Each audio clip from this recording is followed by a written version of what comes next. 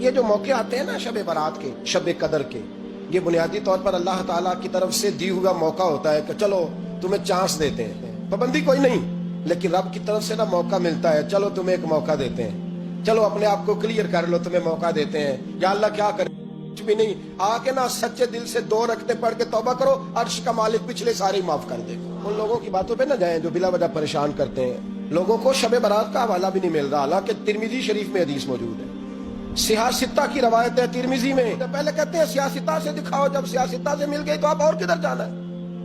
اور ابن ماجہ میں موجود ہے مولا علی کی روایت، اور ذرا ترتیب دیکھیے گا، یہ ترمذی کی حدیث ہے، امام ترمذی نے تو پورا باب باندھا ہے 15ویں شعبان پر، پورا باب۔ اب تمہاری مرضی ہے اگر تم نہیں بات کو سمجھنا چاہتے، لیکن میں نے پہلے بھی کہا تھا، پھر کہتا ہوں، اگر ہمیں کوئی شخص کہتا ہے کہ شب برات کو اٹھ کے نفل نہ پڑھو، تو بھائی نفل ہم نے پڑھنے اللہ کی رضا کے لیے، ہمیں کسی بندے سے ڈگری لینے کی ضرورت نہیں، نہ تو ہمارے اور رب کے درمیان معاذ اللہ کوئی وسیلہ ہے کہ تو کہے گا تو پڑھیں گے، جب دل کرے گا پڑھیں گے، اور جتنے دل کرے گا پڑھیں گے۔ ہم تو نفل کہہ رہے ہیں اس کو، ہم نے کب کہا ضروری ہے جو عشاء پڑھ کے سو جائے فجر تک سویا رہے، ہم اس کو گناہگار نہیں کہہ رہے، لیکن یہ ضرور کہیں گے کہ گولڈن چانس مس کر دیا اس نے، چانس مس کیا ہے، یہ تو اللہ کی رحمت کا موقع تھا۔ حضرت سیدہ عائشہ صدیقہ رضی اللہ تعالی عنہا ارشاد فرماتی ہیں کہ شعبان کی 15ویں رات تھی، یعنی شب برات کی رات، فرماتی ہیں شعبان کی 15ویں رات تھی، میں نے اچانک نظر ڈالی تو حضور میرے بستر میں تھے، پھر میری نظر پڑی تو حضور نہیں تھے، میرے دل میں گمان آیا، خیال آیا کہ شاید کسی اور زوجہ کی طرف حضور کا میلان تباہ ہو گیا ہو، وہاں تشریف لے گئے ہوں۔ فرماتی میں اٹھی باہر گئی تو نبی کریم علیہ السلام جنت البقیع میں تھے، قریب ایک جگہ پہ حضور دعائیں مانگ رہے تھے۔ فرماتے میں گیا تو حضور فرمانے لگے، ابو بکر کی بیٹی تو نے کیا گمان کیا کہ اللہ کا رسول تیری حق تلفی کرے گا؟ عرض کی حضور آپ مالک ہیں، کہیں اور جانا چاہیں تو میری طرف سے پابندی نہیں، جبکہ وہاں کھڑے کھڑے میرے رسول کریم نے بیان فرمایا، یہ ترمذی کے لفظ ہیں، حضور نے فرمایا عائشہ یہ شعبان کی 15ویں رات ہے، مدینے میں سب سے زیادہ بکریاں بنو کلب کا قبیلہ پالتا تھا، فرمایا آج کی رات بنو کلب کے قبیلے کی بکریوں کی تعداد کے مطابق اللہ میری امت کے لوگوں کی بخشی فرما دے گا۔ یہ وہ رات ہے۔ جناب عائشہ صدیقہ رضی اللہ تعالیٰ عنہ نے بات رات کو سنی تنہائی میں نبی پاک سے، رات کو تنہائی میں حضور سے سنی، سویرے جناب عائشہ نے کل امت کو بتائی۔ اگر یہ بات اہمیت والی نہ ہوتی تو بی بی صاحبہ آگے روایت کرتی، یہ کتابوں میں آتی، یہ لوگوں کو بتاتی۔ حضرت عائشہ نے روایت کیا اور مولا علی شیر خدا نے تو کھل کے کہا، ابن ماجہ میں حضرت علی سے پیار کرنے والوں کے لیے الگ عنوان، مولا علی نے کھل کے فرمایا شعبان کی 15ویں رات کو رات عبادت کرنا اور سویرے روزہ رکھنا۔ حضرت علی کا لفظ بائی نہیں سیاستہ میں، رات کو روز عبادت کرنا، دن کو روزہ رکھنا۔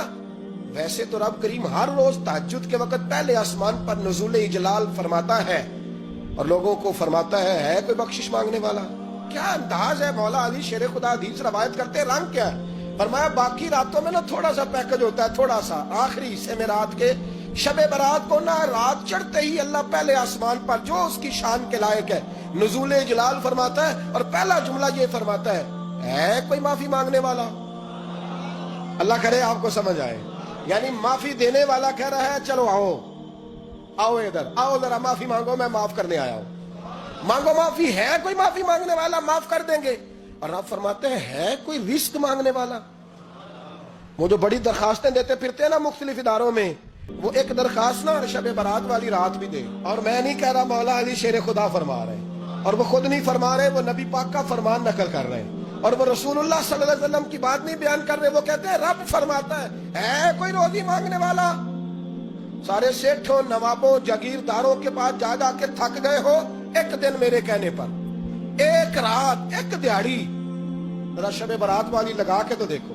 تو میرے رسول پاک علیہ السلام نے ہمیں یہ میسج دیا، پیغام دیا، فرمائے اس رات جو اولاد مانگے گا رب اسے بھی عطا فرمائے گا، اس رات جو اللہ سے بخشش مانگے گا اللہ اسے بھی دے گا، اس رات جو رب کریم سے عزت مانگے گا اللہ اسے بھی عطا کرے گا۔ شارحین نے لکھا اس رات جو رب سے پردہ پوشی مانگے گا اللہ اسے پردہ پوشی بھی عطا کرے گا، جو جنت کا سوالی ہوگا رب اپنے فضل سے عطا فرمائے گا۔ کوشش فرمائے، کوشش فرمائے۔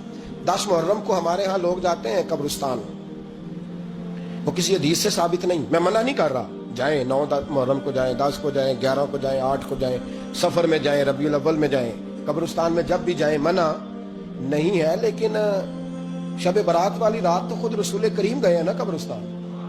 اب جو بات میں نے سمجھانی ہے اس کو سمجھیں. نبی پاک کی والدہ کا مزار نہیں ہے وہاں جنت البقیع میں. حضور کے کو بھائی بہن حضور کیا کرنے گئے؟ امت کی بخشش کے لیے گئے.